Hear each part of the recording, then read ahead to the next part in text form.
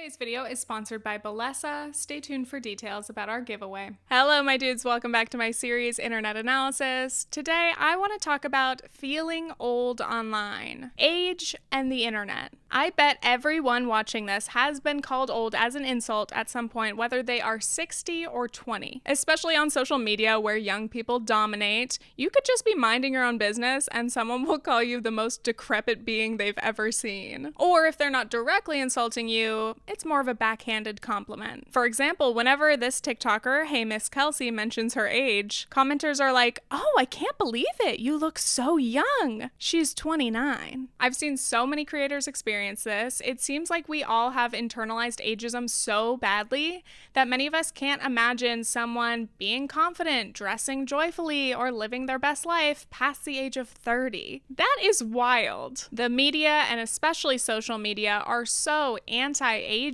Aging is the worst thing that could happen to you, especially if you're a feminine presenting person. Like, the popular narrative about men is that they age pretty well. They age like fine wine. As men get older, they get promoted, they gain money and power. Getting a dad bod and some salt and pepper hair is the best. You'll be voted sexiest man alive. And I know that's not true to the experience of every man, but it's the story we're told. For women though, if you are over the age of 30, you're ancient, past your prime. If you're single, you're a tragic spinster. You're a mom? Congrats, that is your entire identity and purpose. Regardless, you better hope to maintain your beauty, because if you're not desirable, you are not valuable. Inevitably, as you age, you will just fade into the background and disappear. Ageism and misogyny, they go hand in hand. So we're sold endless anti-aging products and procedures that promise to make us look younger. We are constantly resisting and fighting the passage of time, which in some ways I totally understand, because getting older can be difficult and scary. Life is pain. But also maybe we could benefit from seeing more of the good. There is good that comes with getting old. Shockingly. No, really, I don't think we see enough representation of other life stages beyond 30, especially when you get outside the traditional path of marriage, kids, white picket fence. What can our 40s, 50s, and beyond look like? So I guess a goal of mine for this video is to encourage us all to try to watch, interact with, and get to know more older people. We can benefit a lot from intergenerational relationships, even if only online. Before we continue, this portion of today's video is sponsored by Bellesa. Bellesa is a bi-woman company on a mission to get everyone to embrace, explore, and celebrate their sexuality. We are doing a giveaway today. Everyone who signs up with their email will win something from gift cards to free vibrators. Today, I'm going to show you a few of my recent favorites. Ketchup and mustard. No, actually.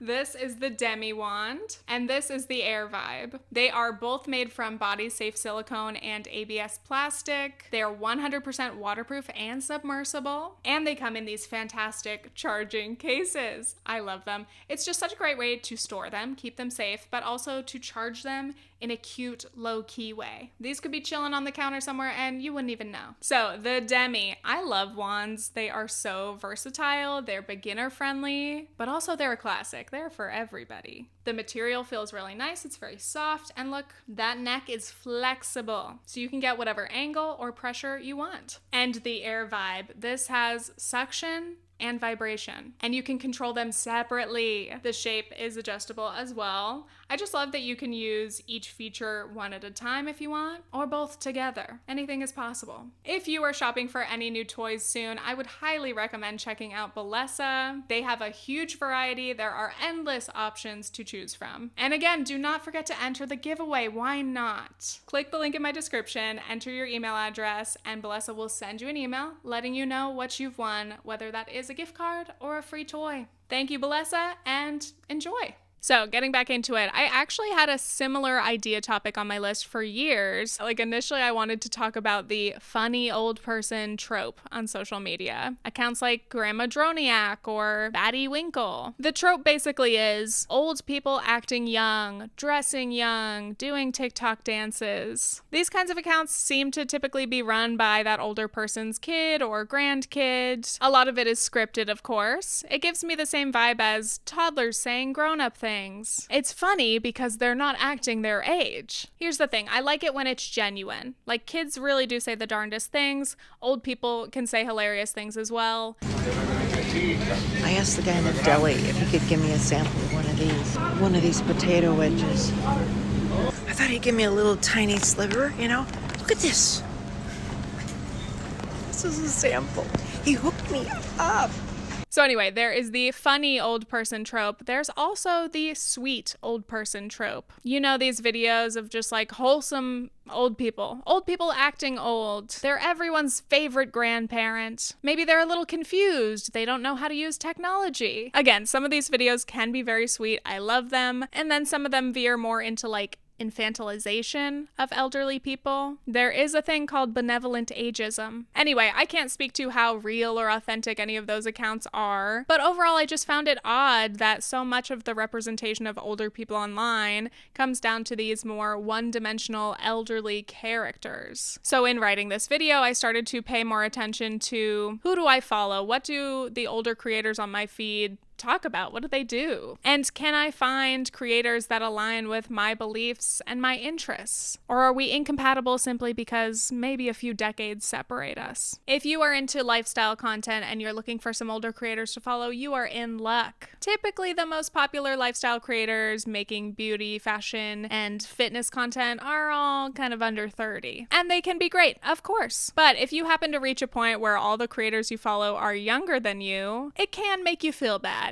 It's like when you're a teenager and all the up-and-coming pop stars are your age, then suddenly you wake up and all the new stars are a decade younger than you. I'm just saying, if following and comparing yourself to young influencers makes you feel bad in any way, less confident, or like it's too late for you to be like them, I recommend trying to be more intentional in seeking out creators that are your age or older. If lifestyle content is all about inspiration, older creators can help you feel more motivated and excited about your current and future life, instead of constantly being reminded that you are not 17 anymore. And that brings me to this TikTok from the lovely Chelsea Fagan, which was also a very big influence for this video. But a couple years ago, I made the decision to only follow women over the age of 50 on social media. Now, part of this is because I think we live in a deeply ageist society, and that can have impacts on things like self-perception, body image, fear of aging, all of that. But it's also because like the older women who are creating this content, at least in my experience, are living their fucking best lives. They're also like reinventing themselves. They're picking up hobbies. They're forming these really deep relationships, learning new things. They're doing all of the stuff that we are constantly told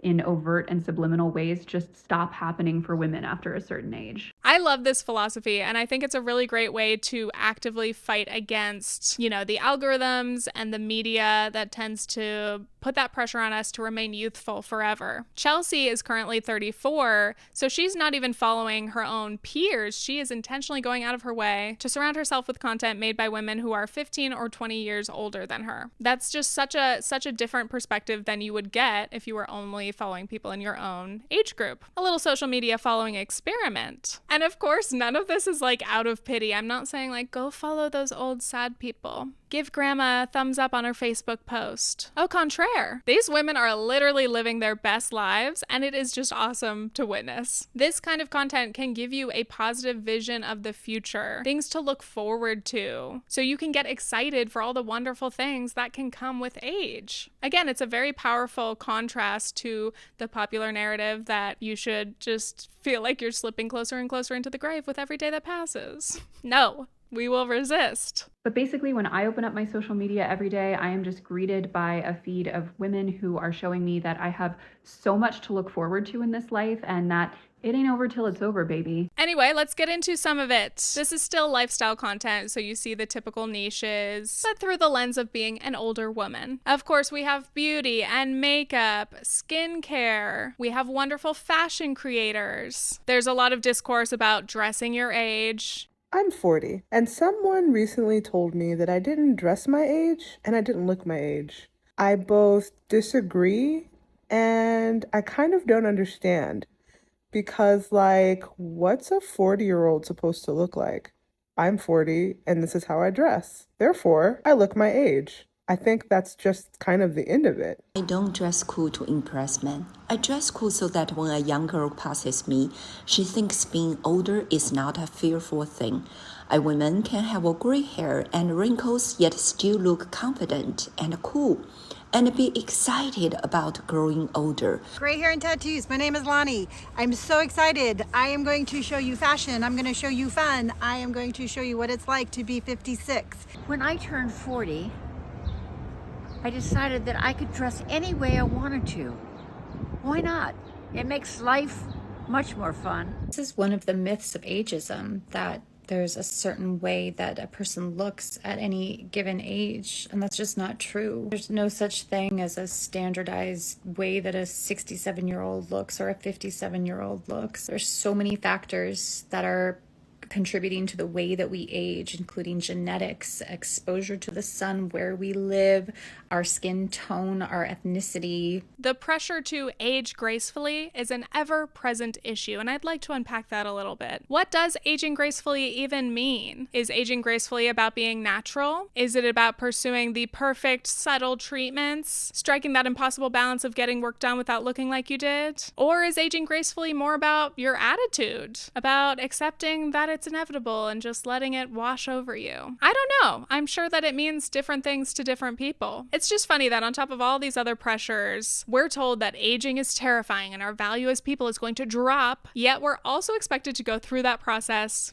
gracefully. In society's eyes, you're evaporating into thin air. Don't take it badly. I get a lot of videos on TikTok about how to age gracefully, elegantly. It's always these older women in creams and whites showing out their beautifully coiffed gray hair, with teens in the comments losing their minds like, oh my god, you're 70? You look like you still have societal value. I have no interest in aging gracefully. I want to age eccentrically. I want to try chunky necklaces and decide they're ultimately not for me. I want to wear cheetah print to my grave. I want smile lines so deep, you know I'd be fun to talk to at a dinner party. I love that, and I like to think I will be more that. I'm going to be the funky older lady, happily. Now I want to give a shout out to probably my favorite part of the aging gracefully content conversation, the gray hair movement. Of course, people do start getting gray hair at any time. A lot of these TikTok creators are in their 20s or 30s. But yeah, personally, I think the grown out gray hair looks so badass. Like, I want that someday. It is genuinely such a beautiful and powerful look. But most of all, I love what the process means to the people going through it. You know the beauty standard. Cover your grays, hide them, pluck them, touch up your roots every few weeks. Don't let any gray peek out or you're gonna look old. The worst thing on the planet, looking old. So these women know that beauty standard, they see it, but even then, and even sometimes with unsupportive husbands, boo, these women still decide, no, I'm gonna stop dyeing my hair. I'm bored of it. It takes too much time, too much money. Or maybe I just want to experiment. I want to see what I would look like with my hair growing out of my head the way it does. How might I feel? So they bravely start this years-long process. You've got to grow out like an entirely new head of hair. And every step of the way, people are telling them to stop. Please, please dye your hair again. It looks bad. You look old. And looking through all those TikToks, it made me so happy to see someone come to the end of their journey, a fully grown out look. And even earlier than that, to see them get a few inches of growth and to be excited, to feel so confident. They like how they look, but it's also kind of about the challenge, the mental and emotional journey. Doing something you want despite what everyone else says. It's not even really about the hair itself. It's more about having the audacity. I love it. Anyway, my point is I'm so happy to see people thrive in whatever they value. Be it discovering a new hobby, embracing their gray hair, wearing clothes that finally make them feel happy and confident, happily dating or not dating as an older person. We love to see it. Next, let's get into the age of invisibility. I think we're all well aware of the ageism in media. In Hollywood, we hear all kinds of stories about older actresses, as in over 30, struggling to be cast for anything other than a mom or a grandma role. Catherine O'Hara was only 36 when she played Kevin's mom, right? You probably thought she was older. The equivalent today would be Lindsay Lohan playing Kevin's mom, but for a long time, if you were not the 20-something-year-old bombshell, then you automatically became the 40-something-year-old mother. What is the true realistic life for a 36-year-old woman? For a long time, that age group was invisible because now you over 30 and you peers with Uncle Frank. So of course this is very disappointing and frustrating for performers themselves, but it also really matters for representation. As I mentioned earlier, it's very common for women to start to feel invisible after 30 or 40. The lack of representation of those ages feeds into it, deepens that fear of aging. It's the fear of the unknown. You could be fine with getting older in theory, but what will I do? What's my purpose? What is my life gonna look like? From Helena Fitzgerald for Wired, there are so many stories about coming of age, so many fables about the transition between childhood and adulthood. There are far fewer stories, however, about the next great and mysterious transition, the crossing from youth to the next thing after it. What happens after our 20s? We have so little media representation of life in your 30s and beyond, and that's even worse if you are child-free or single. Again, traditional markers of success are get married, have kids. So single, child-free women face a lot of stigma for not hitting those benchmarks that we expect. How could you possibly have a fulfilling life without marriage or children? Though statistically, single, child-free women are happier and live longer. So that's interesting. Obviously, there's so much that goes into that. A lot of factors, demographic things, location, wealth, and race, they all play a role. But regardless, if those statistics are true, and anecdotally they seem to be, anyone who lives in a way that conflicts with the traditional path is expected to end up unfulfilled and miserable. So that's another super important part of these older creators. They can be that representation. They can show that being older, single, child-free can be not only not bad, but like incredible. It can be wonderful. And then even beyond that, though we see lots of like mommy content and family content, we don't often hear other parts of the life story. What is life like if your spouse passes away or you get divorced? What is it like being an empty nester? So many people are experiencing these things and they're not being talked about in that way. It's very alienating. So again, when looking at the older creators I follow, some of whom are only a teeny bit older than me, I found that a huge common theme is domestic labor, which is another thing on my idea list for another time. It's funny because I am married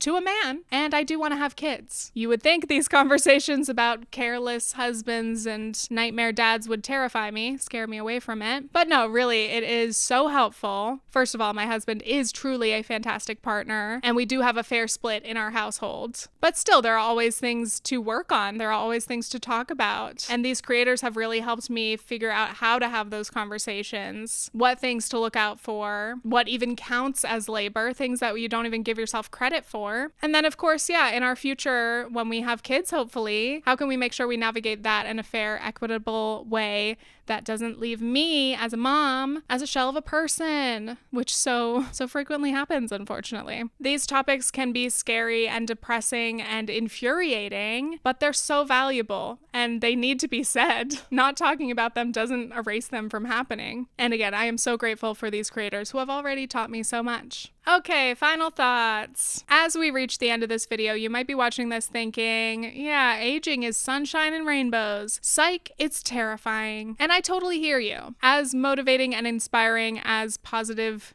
content about aging can be, we need to be exposed to all parts of life, the good and the bad. From this Wired article by Amelia Tate, one possible solution is exposure. Ashton Applewhite says, there are literally studies that show the more you know about aging, the less fear it holds. We also need to dismantle the false idea that we have the most in common with people our own age. And I think that's really important. Again, the more we talk about these things, maybe the less terrifying they will seem. I did another survey for this video with my audience, and one of the questions I asked was, what are your top fears in regard to aging? So feel free to read this chart. Most of my respondents were in their 20s and 30s, but hopefully it's still enlightening, even though it's not a perfect sample size. But what do you expect? This is not a stats channel. Feel free to share your takeaways from this, but I saw basically 3 top fears across all ages: declining health over time, death of loved ones, and not having enough money to retire. Sickness and death are inevitable, but if only there were like some kind of a government or something that could help us with that retirement issue and make sure everyone can live and retire in dignity. That's for another video. Ultimately, what surprised me most looking at these responses, I kept expecting maybe things to be drastically different as you age. Oh, are young people going to be most afraid of looking old? Is that their biggest priority? But no, instead I saw that a lot of these issues are universal fears regardless of age. And I think we would just benefit from having more conversations about these things. Often we don't talk about these until we're middle-aged. We're in the throes of it. Maybe it would be helpful and comforting if we talked about these issues earlier in life. And more regularly, more openly. Hence my whole point for this video. We can all benefit from more intergenerational contact. We are, dare I say, stronger together. And lastly, another quote from Helena Fitzgerald. I never felt young enough, not even when I was very young. I've always felt like I was losing the game. Perhaps this is because the game is rigged to isolate us from one another and to obstruct the creation of communities, including online ones, that might foster real and radical change across generations and social media habits. That's a banger. So I hope you guys enjoyed this one. And yes, I am in a hotel room.